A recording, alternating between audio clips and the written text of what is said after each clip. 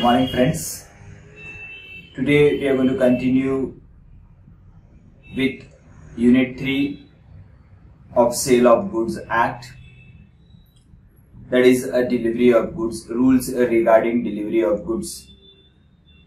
In the previous lecture we have seen that if the goods are specific goods and if the goods are in a deliverable state, and if there is an unconditional transfer, in that case the ownership will be transferred immediately from the seller to the buyer. Whereas if the goods are unascertain goods, the goods has to be first ascertained and then appropriated, and then the ownership will be transferred from the seller to the buyer. Further, we have seen that risk and ownership are related with each other. If the ownership is transferred, the risk will also be transferred together with the ownership. However, we have seen that there are certain exceptions where the risk will remain with one party and ownership will remain with the other party. Further, in the previous lecture, we have seen rules as regards to exceptions to the rule nemo dat quod non habet. That is, no one can transfer a better title than what he himself has. This is a general rule. However, exceptions, we have seen that mercantile agent can transfer a better title. Further, a joint owner, transaction under voidable contract. These were certain exceptions to the rule nemo dat quod non habet. In today's lecture, we are going to cover with rules regarding delivery of goods. On your screen, you can refer that. What they have given. Now, delivery is an important concept. In the earlier lectures, we have seen that delivery are of three types. One is a actual delivery, that is transfer of physical possession of goods from the seller to the buyer. That is an actual delivery. Then there is a symbolic delivery, where you transfer a symbol which will indirectly signify that you have transferred the goods. Such as example, we have seen that document of title, or we have also referred to a delivery of keys of a car, are some of the example of symbolic delivery. Then there is a constructive delivery where the buyer changes and the goods are with one of the person and the buyer changes. That means from the X, the goods are physically not transferred to buyer, but the ownership is transferred from one person to another person and the goods remain with the third party. So that was an example of constructive delivery. Now here what they have given, the meaning of delivery is, delivery means voluntary transfer of possession from one person to another. Delivery of goods may be actual delivery, that is a physical transfer of goods. Then there is a symbolic delivery and a constructive delivery. This we have done in the previous lecture. Now what are the rules as regards to delivery of goods? Now what is the first rule? What it says, buyer's right to examine the goods. Now it's a duty of the seller to afford a reasonable opportunity to the buyer for examine the goods. He can examine the goods. जो भी goods उसको check करना है, buyer को अगर goods check करके लेना है, तो it is a duty of the seller to afford a reasonable opportunity to the buyer to examine the goods, to verify the goods, to check the goods. He cannot refuse to the buyer that he cannot check the goods unless and until there is an agreement as such. In the normal circumstances, अगर buyer को goods check करके खरीदी करना है, तो it is a duty of the seller to afford him a reasonable opportunity. So what it says, where the goods are delivered to the buyer who has not previously examined them, he is entitled to reasonable opportunity of examining them in order to ascertain whether they are in conformity with the contract. Unless otherwise agreed, the seller is bound on request to afford the buyer a reasonable opportunity of examining the goods. तो seller का ये duty बनता है कि वो buyer को reasonable opportunity दे कि वो गुड्स को चेक करके परचेज करे. सेलर रिफ्यूज नहीं कर सकता है। तो this is a first rule as regards to delivery of goods. Second क्या बोल रहा है, demand for delivery for goods. It is a seller's duty to put the goods in a deliverable state and inform the buyer regarding the same. It is buyer's duty to make a demand for the delivery of goods. If the goods are not in a deliverable state, we've seen that कि अगर goods specific goods है लेकिन it's not in a deliverable state, that means there are certain formalities to be completed. I've given you the example of a TV where certain operating system has to be installed in that particular TV. So you can call it as the goods is a specific goods, but there are certain formalities yet to be completed from the side of the seller. So it says that it is a duty of the seller to bring the goods in a deliverable state. Seller का duty है कि वो goods को अगर deliverable state में नहीं है तो deliverable state में लेके आए और बायर को इन्फॉर्म करे कि goods are now in a deliverable state, और फिर ये बायर का ड्यूटी बनेगा कि वो गुड्स की डिलीवरी के लिए डिमांड करे टू डिलीवर द गुड्स। तो what it says, it is a seller's duty to put the goods in a deliverable state and inform the buyer regarding the same. If the goods are not in a deliverable state, seller उसको deliverable state में लेके आ जाएगा, यानी complete करेगा जो formalities pending है और buyer को इन्फॉर्म करेगा कि ये सब फॉर्मेलिटीज कंप्लीट हो गई है, अब आप गुड्स की डिलीवरी ले सकते हो। तो ये सेलर का ड्यूटी है। बायर का ड्यूटी क्या है, it is the buyer's duty to make a demand for the delivery of goods. Buyer का ड्यूटी बनेगा कि वो सेलर को डिमांड करे कि आप गुड्स की डिलीवरी दो। एक्चुअल डिलीवरी कौन लेके जाएगा, it depends upon the terms of the contract के सेलर बायर के डोर स्टेप तक गुड्स की डिलीवरी लेगा या बायर दुकानदार के शॉप से वो डिलीवरी लेगा, वो डिपेंड रहेगा कि कॉन्ट्रैक्ट के टर्म्स किस तरीके से। थर्ड क्या है, goods in the position of the third person. अगर डिलीवरी किसी थर्ड पार्टी के हाथ से लेना है, मैंने आपको गुड्स सेल कर दिए, आपने गुड्स मेरे यहां से परचेज कर लिया, आप ट्रांसफर द ओनरशिप, मगर गुड्स मेरे पोजीशन में नहीं है, गुड्स थर्ड पार्टी के पोजीशन में है। मैं बोलता हूं कि आपको डिलीवरी वहां से लेना है, थर्ड पार्टी के वहां से लेना है। तो what is the rule, sometimes at the time of sale the goods are in the position of a third person. In such case the effective delivery take place when such person, that means a third party, acknowledges to the buyer, that is informs the buyer that he holds the goods on buyer's behalf। यानी यहाँ पे क्या duty है, अगर seller buyer को बोल भी देता है कि आपको गुड्स की डिलीवरी थर्ड पार्टी से लेना है, तो ये थर्ड पार्टी का ड्यूटी बनेगा कि वो बायर को इन्फॉर्म करे कि आपके गुड्स मेरे पास है। That is I told you constructive delivery. Constructive delivery में क्या होता है कि if I suppose purchase a goods from X but I have not taken the delivery of that goods from X and in the meanwhile there is certain other person who purchase the same goods from me, तो I asked him that you take the delivery from that particular X. तो here it is a duty of X to inform that buyer that he hold the goods on his behalf. अगर वो inform नहीं करता है तो in that circumstances it will not be called as an effective delivery. तो अगर third party के पास गुड्स है तो third party should inform the buyer that he is holding the goods on his behalf, then only it will be regarded as an effective delivery. यानी मेरे यहां से समझ लिया जाएगा कि मैंने माल आपको दे दिया। कब समझा जाएगा, जब थर्ड पार्टी इसको एक्नॉलेजमेंट दे देगा कि वो गुड्स एक्चुअल बायर के बिहाफ पे वो होल्ड कर रहा है, तो मेरे साइड से ये अज्यूम कर लिया जाएगा कि मैंने गुड्स की डिलीवरी बायर को दे दी।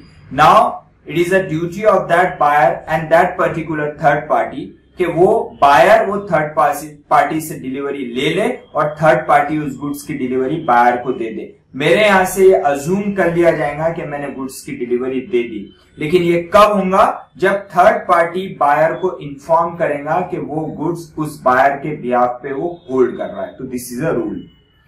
Then there is a delivery of goods to a carrier और अ वॉरफिंगर। कैरियर और वॉरफिंगर का मीनिंग है कि ट्रांसपोर्टर या फिर वेयरहाउस कीपर। अगर आप गुड्स उन लोगों को देते on the behalf of the buyer, तो यहां पे रूल ऐसा बोलता है कि as soon as you transfer the goods to a transporter, it will be assume that you have transfer the goods to the buyer, because here it is assume that कि transporter is acting as an agent of that buyer. So as soon as you have given a delivery to the transporter, it will be assumed that you have given a delivery to the buyer.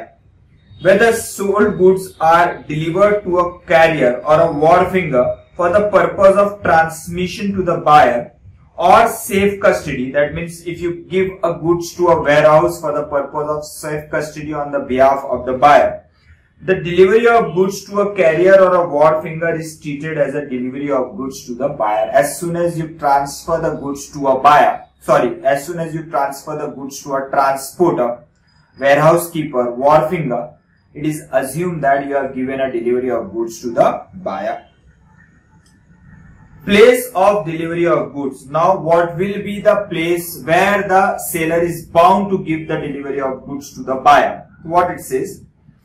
If the delivery has been specified in the contract, and if the place has been specified in the contract कि इस place पे seller को goods की delivery देना है, तो उस circumstances में यहाँ पे seller का duty बनेगा कि goods should be given at that particular place, delivery should be given at that particular place. So what it says? If it is specified in the contract, what is specified? The place of delivery has been specified in that contract. Then the goods must be delivered at such place. Where the goods should be delivered? At such place. Then there is no question that I should deliver or seller should deliver the good at some other place. अगर contract में specification है, clearly address दिया हुआ है कि delivery कहाँ देना है, डेपो पे देना है, वेयरहाउस पे देना है, गोडाउन पे देना है, शॉप पे देना है, अगर क्लियरली कॉन्ट्रैक्ट के अंदर स्पेसिफाइड है, तो सेलर का ये ड्यूटी बनेगा कि वो गुड्स की डिलीवरी उसी जगह पे दे जिस जगह का मेंशन उस कॉन्ट्रैक्ट के अंदर किया गया है। लेकिन अगर स्पेसिफिकेशन नहीं है, अगर वो बोल रहा है कि जहां पे डिलीवरी देना है, जिस जगह पे डिलीवरी देना है, it is not specified in the contract, तो जनरल रूल क्या बोलता है? What is the general rule? अगर वो सेल का कॉन्ट्रैक्ट है, तो जहां पे सेल का कॉन्ट्रैक्ट हुआ है, that is a place of sale, जिस जगह पे आपने वो कॉन्ट्रैक्ट एंटर किया है, उस जगह से आप वो गुड्स की डिलीवरी देंगे। अगर वहां पे agreement to sale, I told you what is the difference between sale and what is the difference between sale and agreement to sale. Sale is in respect of a existing goods, whereas agreement to sale is in respect of future goods or contingent goods. तो यहां पे बोल रहा है कि अगर agreement to cell हुआ है, तो उस केस के अंदर प्लेस ऑफ डिलीवरी क्या रहेंगी? तो वो बोल रहा है जहां पे आपने एग्रीमेंट टू सेल बनाया है, जहां पे आपका place of agreement to sale है, उसी जगह से आप गुड्स की डिलीवरी बायर को देंगे। जहां पे सेल है, तो जहां पे कॉन्ट्रैक्ट ऑफ सेल बना है वहां से देंगे, या फिर जहां पे एग्रीमेंट टू सेल बना है वहां से आप गुड्स की डिलीवरी देंगे। और अगर वो बोल रहा है if at the time of agreement to sale the goods are not in existence, फिर जहां पे गुड्स मैन्युफैक्चर्ड होंगे वहां पे, अगर एग्जिस्टिंग नहीं है गुड्स बन के डिलीवर होने वाले हैं, तो उस सर्कमस्टेंसेस में गुड्स की डिलीवरी आप कहां से दोगे? जहां पे गुड्स मैन्युफैक्चर होने वाले। तो वो क्या बोल रहा है? अगर place of delivery has been mention in the contract, then the goods should be delivered at that particular place. However, if the specification has not been mentioned in the case of a contract, तो वहां पे बोल रहा है 3 occasions जहां पे आपको delivery of goods देना है। अगर वो कॉन्ट्रैक्ट ऑफ सेल है, तो प्लेस ऑफ सेल, सेकेंड में अगर एग्रीमेंट टू सेल है तो जहां पे एग्रीमेंट टू सेल हुआ है वहां से आप गुड्स की डिलीवरी दोगे, और अगर गुड्स मैन्युफैक्चर्ड होने वाले हैं तो गुड्स की डिलीवरी वहां से देंगे जहां पे गुड्स मैन्युफैक्चर होने वाले, that is a factory.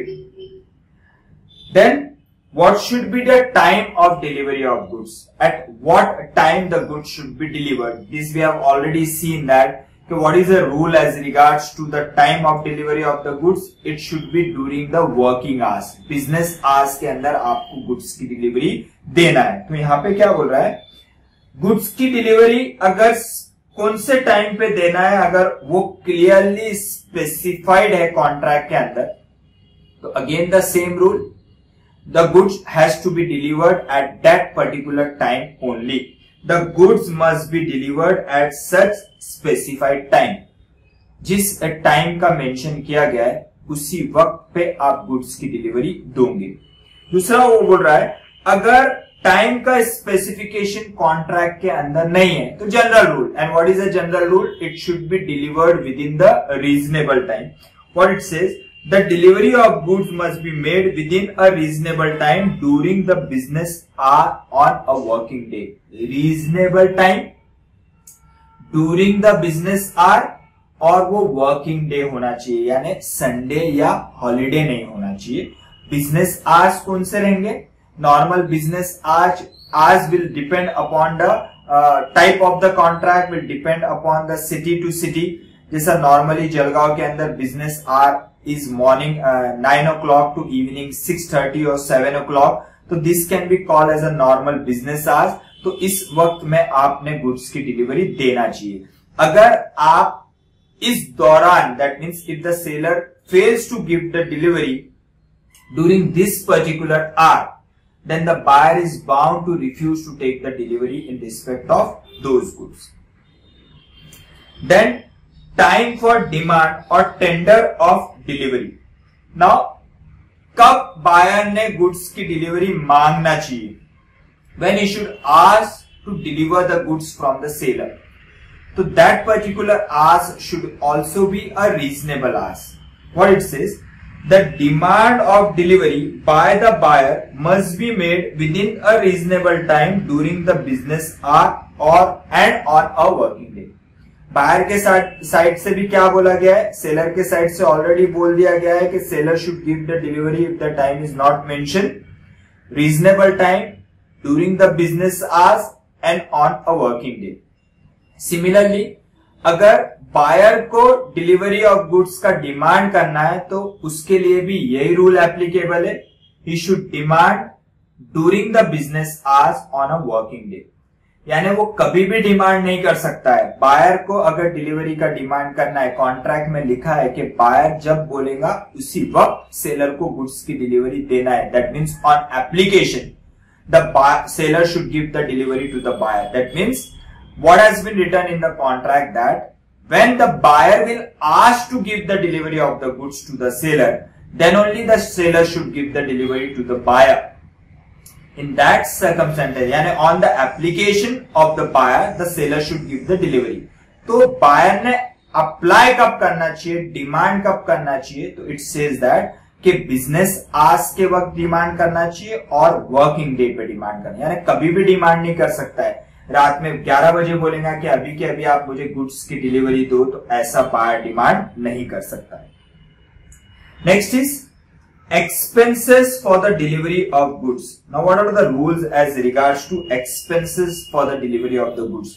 Now what are the whatever is the expenses to make the goods in a deliverable state, packing material है या जो भी लगने वाला है वो सभी कौन बेयर करेगा, it should be borne by the seller unless and until there is a different agreement. जैसे कि if there is certain cases for, अगर कंप्यूटर है तो computer always will be, I mean it will be properly packed and then it will be delivered to that particular buyer. The cost of that computer will include a packing cost also. It has to be properly packed so that it should not get break. तो वो duty किसका बनेगा, seller का बनेगा। तो वो क्या बोल रहा है, the expenses of putting the goods in a deliverable state are borne by the seller it has to be borne by the seller. जैसा आप गुजरात स्वीट मार्ट में जाते हो, वो वेट एंड मेजरमेंट करता है, तो बॉक्स आप घर से नहीं ले जाते हो, वो बॉक्स खुद आपको देता है, क्योंकि वो उसका ड्यूटी है, सेलर का ड्यूटी है कि वो बॉक्स में आपको मिठाई पैक करके दे। तो that expenses has to be borne by the seller and the expenses of receiving the goods are borne by the buyer. वहां से गुड्स लेके आपके घर तक लाने की जिम्मेदारी, उसका खर्चा किसको उठाना है? बायर को उठाना है। गुड्स को डिलीवरेबल स्टेट में लाने तक का खर्चा किसको करना है? सेलर को करना है, और उसके आगे का खर्चा बायर को करना है, अनलेस एंड अनटिल अगर बायर और सेलर के बीच में कोई दूसरे टर्म्स डिसाइड हुए कि entire expenses will be borne by the seller, तो then there is a different matter, or entire expenses including a packing charges has to be borne by the buyer, then it will be accordingly borne by the buyer. However, the seller and buyer may also agree otherwise. This has been already written कि generally goods को deliverable state में लाने तक का खर्चा seller करेगा, उसके आगे का खर्चा बायर करेगा, लेकिन ये टर्म्स को seller and buyer mutual understanding से चेंज कर सकते।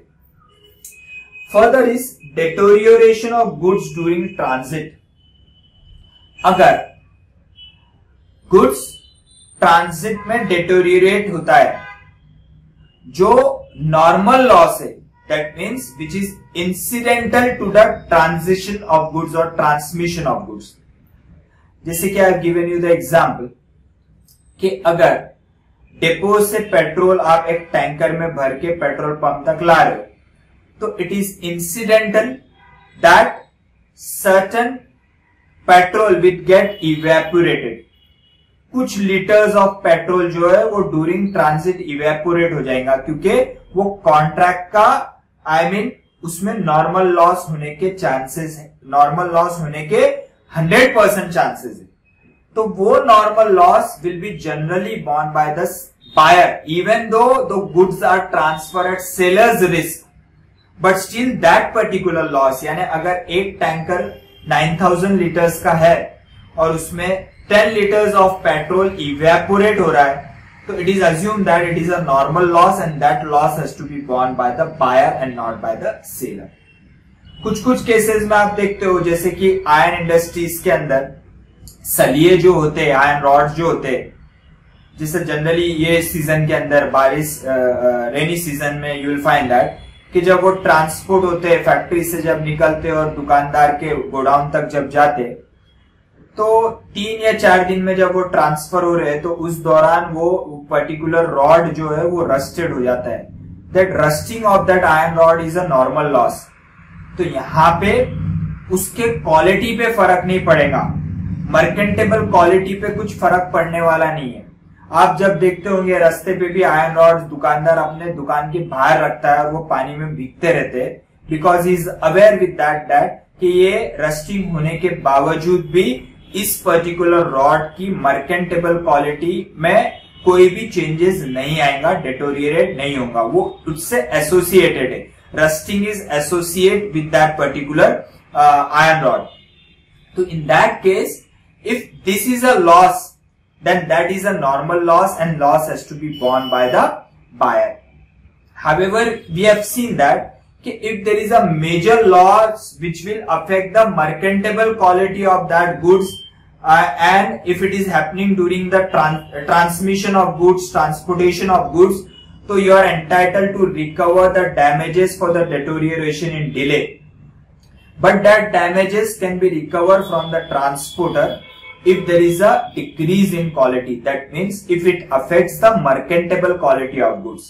लेकिन ये जो normal loss है जिससे mercantile quality of goods are not affected, वो loss has to be borne by the buyer. What it says, the buyer shall bear the loss of deterioration of goods which is incidental. Which is incidental का meaning क्या है? Which is natural in transit unless otherwise agreed. So normal loss is generally borne by the buyer. The same example they have given, B sold to Q a certain quantity of iron rod which was to be sent by a proper vessel. It was rusted before it reached the buyer. the rust of rod was so minimal and was not affecting a merchantable quality, it was held that he was bound to accept the goods, because in that case it has been clearly said that if it is a normal loss, it is incidental to such kind of a business and it has to be borne by the buyer, where in that case buyer cannot reject the goods. Delivery of goods by installment. Instalment में delivery goods seller buyer को कब देगा? अगर उस तरीके का contract हुआ है तो। जैसे कि अगर 10,000 कॉटन बेल्स सेलर को बायर को देना है और कॉन्ट्रैक्ट में डिसाइड हुआ है कि सेलर 1000 इंस्टॉलमेंट पर इंस्टॉलमेंट 1000 बेल्स सेलर बायर को देगा, तो उसी सर्कमस्टेंसेस में seller should give the delivery of goods in instalment. However, if it is not decided in that manner, then the seller should give the entire quantity in one lot. अगर seller buyer को instalment में delivery देता है जो decided नहीं है, जो contract में डिसाइडेड नहीं है, लेकिन फिर भी सेलर बायर को एक साथ गुड्स नहीं दे रहा है बल्कि डिलीवरी में दे रहा है, तो buyer is entitled to reject that particular goods. He can refuse to accept the goods क्योंकि कॉन्ट्रैक्ट वैसा नहीं हुआ है. कॉन्ट्रैक्ट क्या हुआ है कि एक साथ आप डिलीवरी दोगे, तो उस सर्कमस्टेंसेस में seller should give the delivery of the entire lot. However, if it has been decided in the contract, then the seller can give the delivery of goods in installment. What it says, as a general rule, the delivery of goods by installment is not considered as good delivery and the buyer is not bound to accept the goods delivered to him by installment unless otherwise agreed. अगर agreement हुआ है तो seller instalment में delivery दे सकता है, अगर agreement उस तरीके का नहीं है तो इंस्टॉलमेंट में गुड्स की डिलीवरी नहीं देना है. पार्ट डिलीवरी ऑफ गुड्स, वो क्या बोल रहा है? Part delivery. अब पार्ट डिलीवरी का यहाँ पे कॉन्सेप्ट मीनिंग क्या है कि suppose for example if there are 10,000 cement bags in the godown and out of those 10,000 cement bag you have purchased 1,000 cement bags and seller has with the consent of the buyer has appropriated and separated those goods from those 10,000 cement bag. Seller ने buyer के consent से 1000 cement bags को ascertain कर लिया और उसको appropriate कर लिया, सेपरेट कर लिया. अभी suppose this is my godown, उसमें 10,000 सीमेंट बैग है, आपने 1000 सीमेंट बैग परचेज किया है, उस गोडाउन में से मैंने 1000 cement bag with your consent separate कर लिया और एक साइड में रख दिया और आपको बोला कि ये आपके 1000 सीमेंट बैग. तो it is the duty of the buyer to take the delivery of those goods. अब यहाँ पे अगर बायर सेलर को बोलता है कि 500 गुड्स 500 सीमेंट बैग्स में अभी लेके जाता हूं और 500 सीमेंट बैग्स में बाद में लेके जाऊंगा, तो यहाँ पे सेलर के साइड से अज्यूम किया जाएगा कि उसने बायर को पूरी डिलीवरी दे दी even though he has not taken the entire delivery. लेकिन अगर यहाँ पे it will be assume that it is wholly delivered, hold even the part delivery will be considered as whole delivery. लेकिन अगर 10,000 cement bags में से buyer ने 1000 cement bag purchase किए और सेलर ने उसमें से अभी 500 सीमेंट बैग्स का ही अप्रोप्रिएशन किया है और रिमेनिंग 500 बैग का बोला कि मैं आपको बाद में देता हूं, अभी आप 500 की तो डिलीवरी लेके जाओ, तो इस केस में part delivery will be considered as part delivery only. Whereas in the first case where the seller has appropriated 1000 bags, but out of those 1000 bags, buyer has taken only 500 cement bags. In that case, that part delivery will be considered as whole delivery. In the second example, where the buyer has ordered for 1000 cement bags, but seller has appropriated only 500 cement bags, in these circumstances, a part delivery will be considered as part delivery only. Why it is necessary to make a distinction between both of these is, in the first case, if the goods are lost, then it is a responsibility of the buyer. In the second case, if the goods are lost, then the responsibility is of the seller. What it says?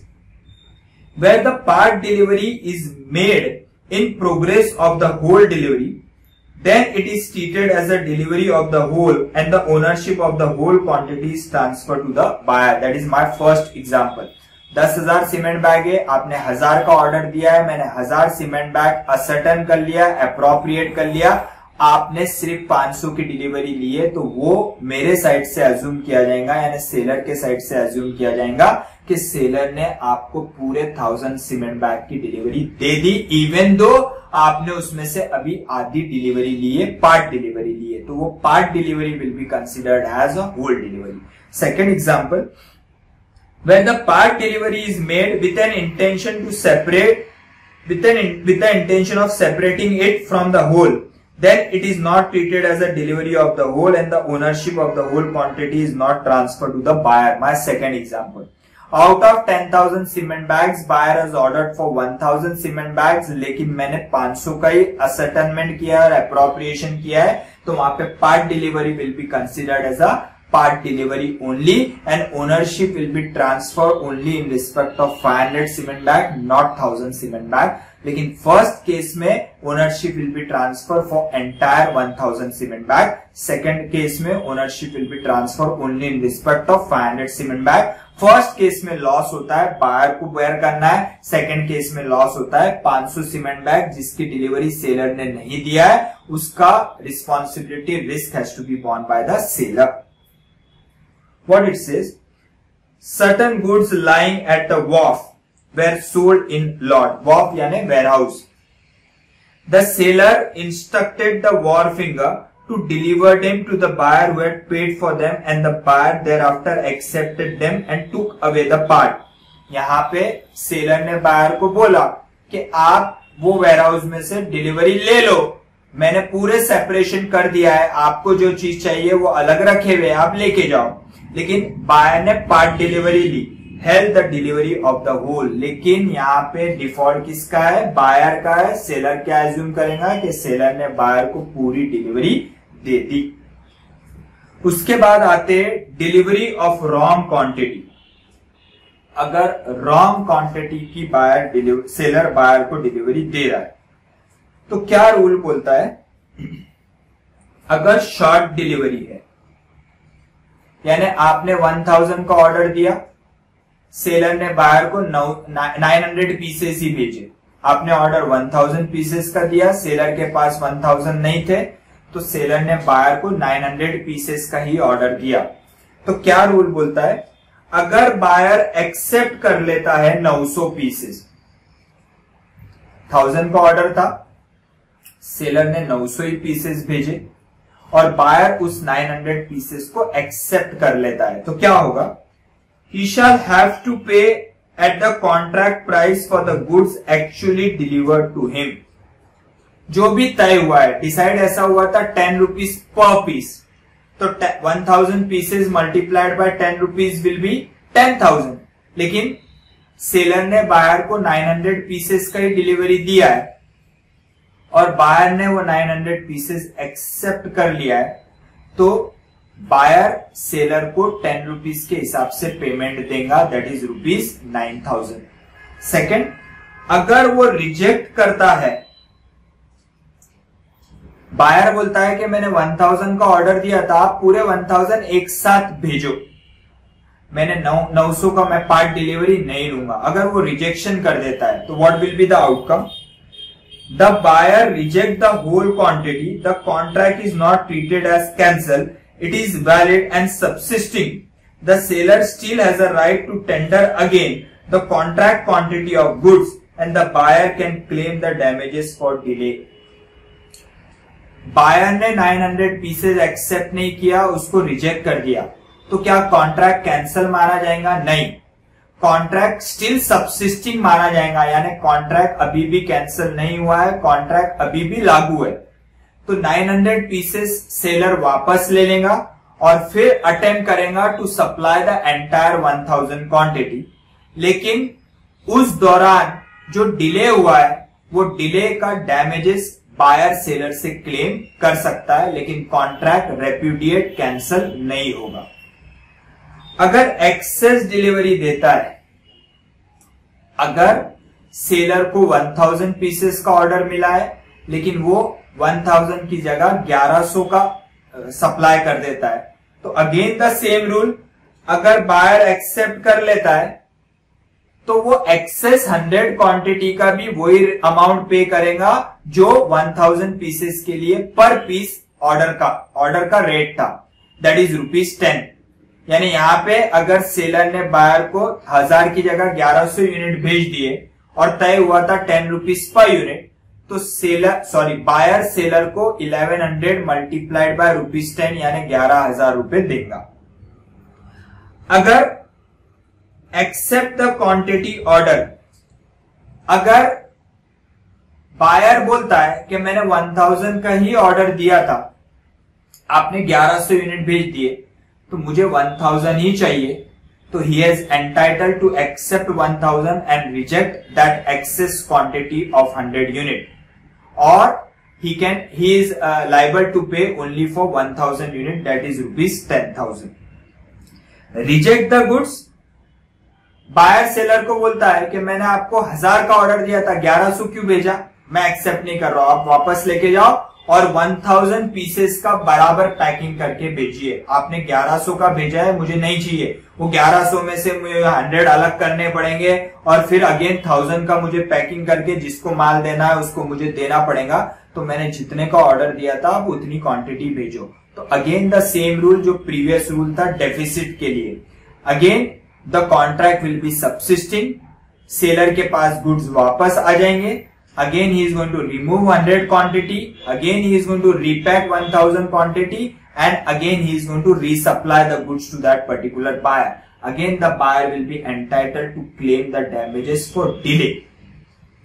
उसके बाद वो बोल रहा है mix delivery.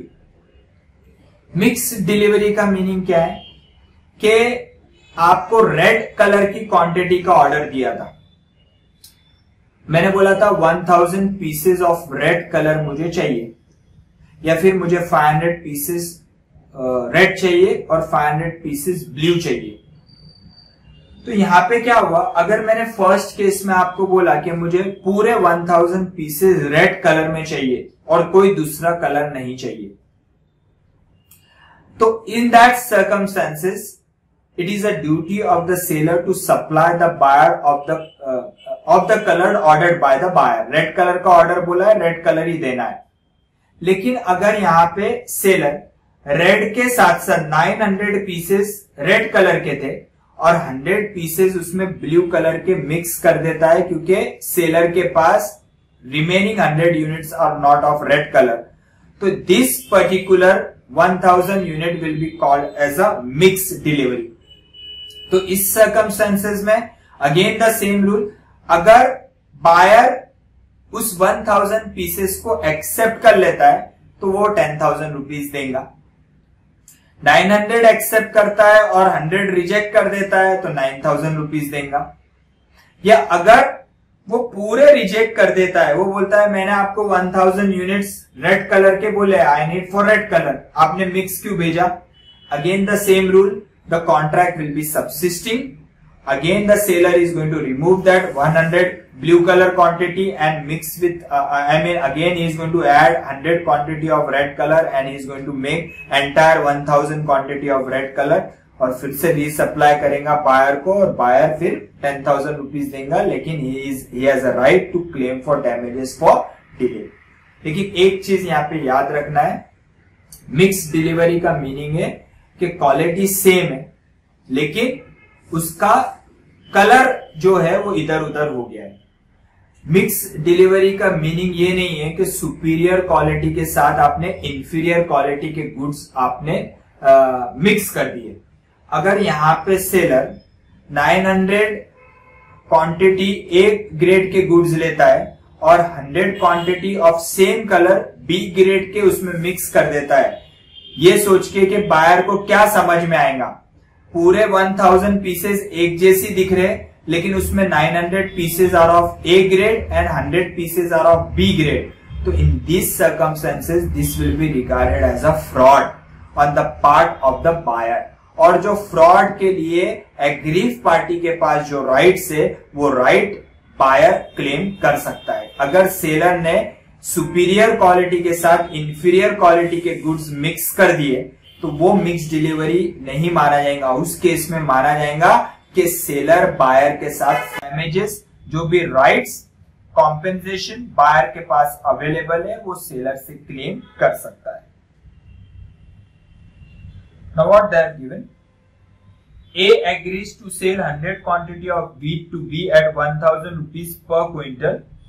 A deliver 1100 quintal. B may reject the whole lot or accept only 1000 quintal and reject the rest, or accept the whole lot and pay for them at the contract of sale. So these are the rules as regards to delivery of goods. Next topic is acceptance of delivery of goods. This is generally as regards to where the goods are given to the buyer on approval basis. So what we have seen, which this we have already covered, कि अगर seller buyer को approval basis पे goods देता है तो acceptance कब माना जाएगा? जब बायर खुद होके एक्सप्रेस या इम्प्लाइड एक्सेप्टेंस सेलर को देगा, या फिर वो ट्रांजैक्शन को एडॉप्ट कर रहा है। उसका मीनिंग ये निकलेगा कि वो गुड्स को एक्सेप्ट कर रहा है, जैसे कि उसने सब्सिक्वेंट उस गुड्स को आगे बेच दिया है, या फिर वो गुड्स को कंज्यूम कर लिया है, या फिर वो गुड्स को वो प्लेज कहीं रखता है तो इट इज अज्यूम दैट उसने उसका इनडायरेक्ट एक्सेप्टेंस दे दिया है।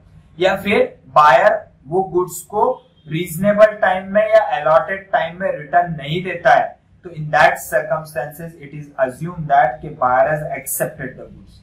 लेकिन you should remember that actual delivery देने का लाइबिलिटी बायर पे नहीं है। बायर का सिर्फ लाइबिलिटी या रिस्पॉन्सिबिलिटी ये है कि अगर रीजनेबल टाइम दिया गया है, जैसे कि अगर सेलर ने बायर को बोला कि keep this goods up to 31st of August and if you don't accept return that before 31st August, तो 31st August को बायर अगर सेलर को सिर्फ इन्फॉर्म कर देता है कि I am not accepting this goods, it is enough.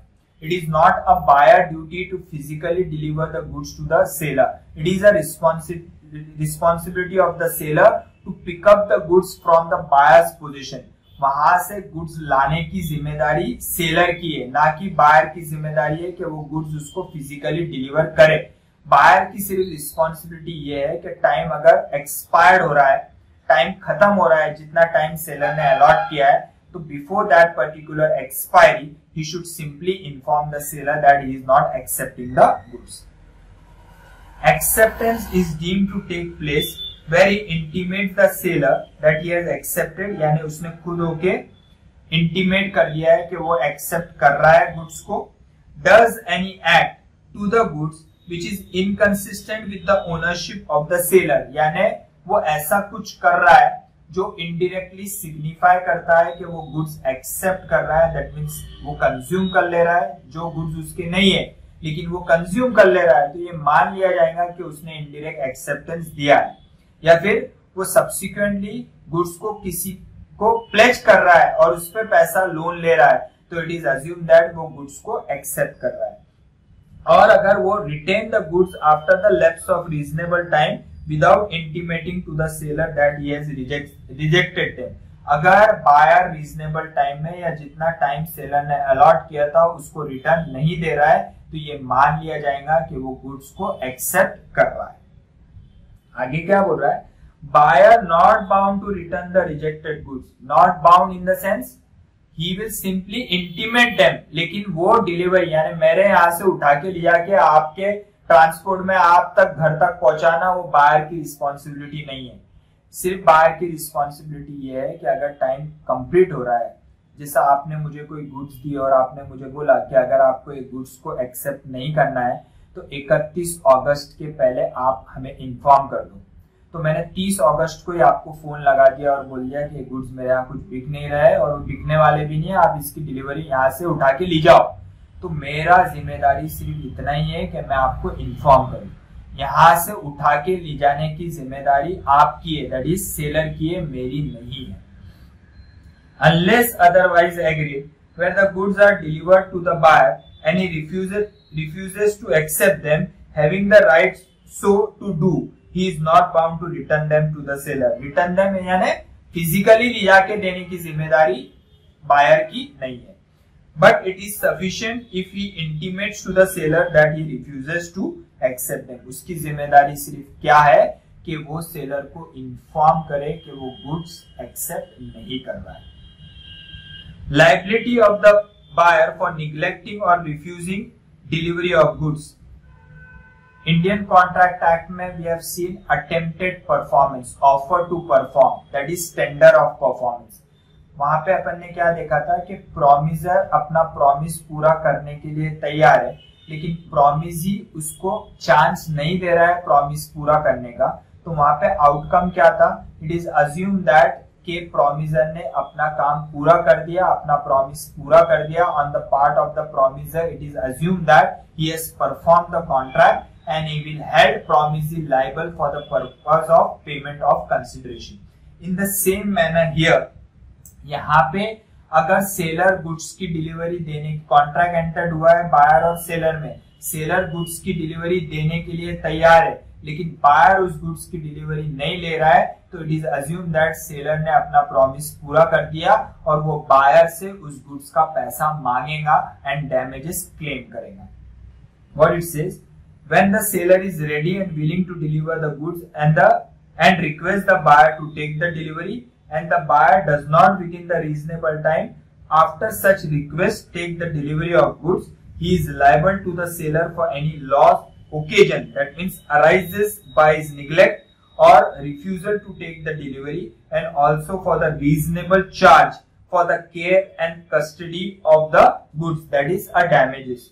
Provided further that nothing in this section shall affect the right of the seller where the neglect or refusal of the buyer to take the delivery amounts to repudiation of the contract. That means यहाँ पे क्या बोल रहा है, अगर buyer ने goods की delivery ले ली और कॉन्ट्रैक्ट ये मान लिया गया कि कैंसल हो गया, तो सेलर के राइट्स अफेक्ट नहीं होंगे। सेलर के वो सब राइट्स रहेंगे जो सेल ऑफ गुड्स उसको प्रोवाइड करता है।